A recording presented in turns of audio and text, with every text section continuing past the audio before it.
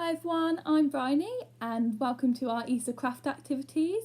This video will show you how to make a bus out of an egg carton. Everything you need will be listed below and have fun. So start off by painting your bus red.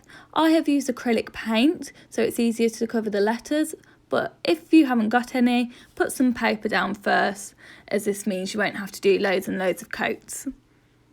So this is what your bus should look like after you've painted it. Pause here while you paint your bus. So next I moved on to making the sign, the windows and the headlights. I used yellow and white card for this and a felt tip pen. But if you have felt lying around the house, this would also be good. I named my bus General after the one in the museum. So this is what they should look like, and pause here whilst you do this step. Next, on to sticking stuff down. I used double-sided sticky tape, but you could also use glue.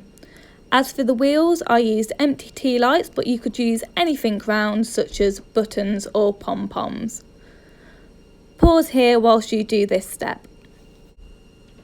And this is the final result. Thanks for making a bus with me. Happy Easter!